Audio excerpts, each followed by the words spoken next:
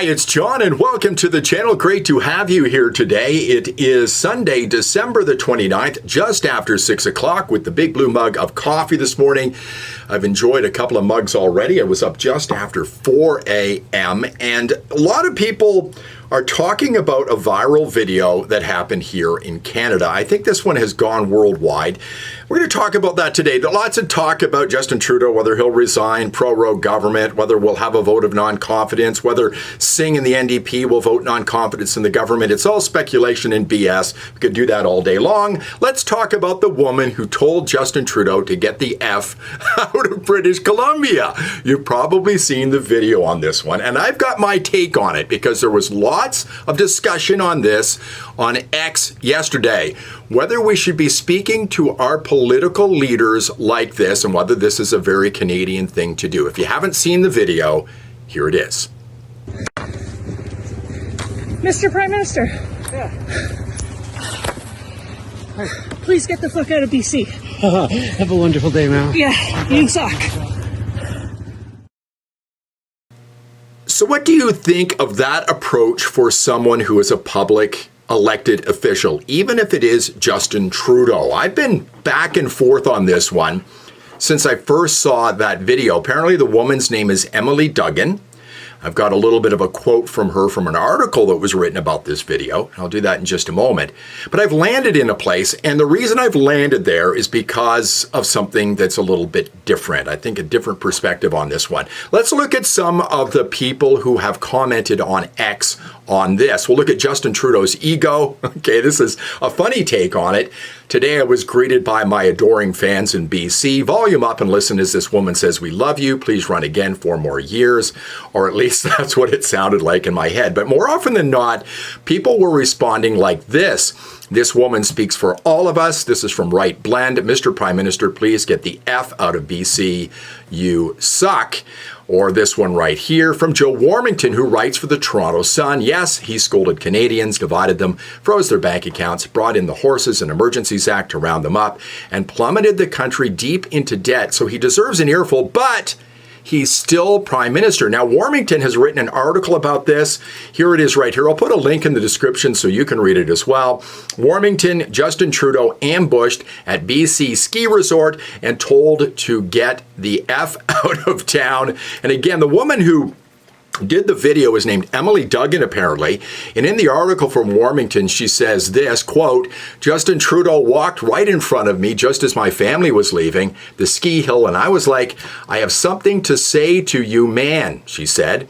It was just a spontaneous, organic moment that I had been joking about all day. Oh, if I see Justin Trudeau, I am going to say this, that, and the other." So she told him to get the F out of BC. Now, there have been some other people commenting on this on the other side of this issue, which I thought about as well, okay? And you may have thought about it. I'm not a fan of the dude, but don't just use ad hominem, especially when he's in front of his kids.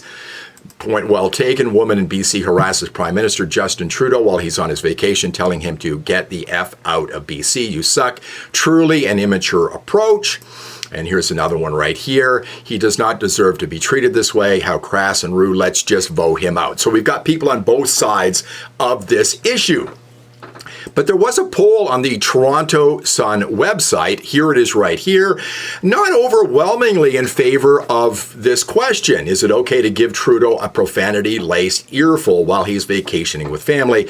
And at the point of this, which was about 5 o'clock this morning, 58.3%, it's perfectly fine to do this to the Prime Minister of Canada. So where do I stand on this issue? Well, I think it's perfectly fine to do something like this to the Prime Minister, but for a different reason. I have a saying, if you have to use profanity to make a point, it's not worth listening to. Now, I don't always follow that rule, and perhaps I should. I did a video last week calling Jagmeet Singh the biggest piece of blank in Canadian political history. I did do that. But sometimes I think it's easier to make a point when you do things like that. But the reason why I think it's okay to do this to Justin Trudeau is for the following reasons. We have a Charter of Rights and Freedoms in this country. Here it is on the screen right now if you want to take a look at it. And the Charter of Rights and Freedoms gives you specific rights that I think are very, very important. And let's look at Section 2 of the Charter right now. And if you look at B there, you're given freedom of thought, belief, opinion, and expression, including freedom of the press and other media of communication. Now, unfortunately, Section 1 of the Charter can nullify most of your rights in this country. That's why I think it should be repealed, and we should remove it from the Charter of Rights and Freedoms. Freedoms and your rights are absolute as far as I'm concerned. But the reason why I think it's important to be able to say things like this to the Prime Minister, and it was within the realm of what Emily Duggan wanted to say to the Prime Minister, is because of Trudeau and the way he wants to attack your free speech rights. There's a number of different bills out there. I wrote them down, just a quick line on each one, because there's about 4 of them that want to limit what you can say as a Canadian citizen, despite Section 2 of the Charter of Rights and Freedoms. I'm going to just read them off the screen now and give you a little brief synopsis. Bill C-11.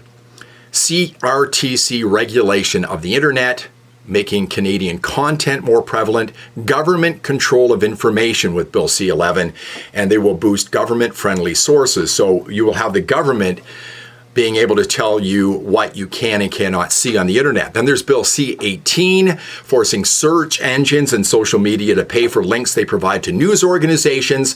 Now, what is considered a news organization? That would be considered by the government. They would determine who is a news organization. So people like Rebel News, True North, are people who report online who consider themselves journalists. Are they news organizations? Probably not in Justin Trudeau's world.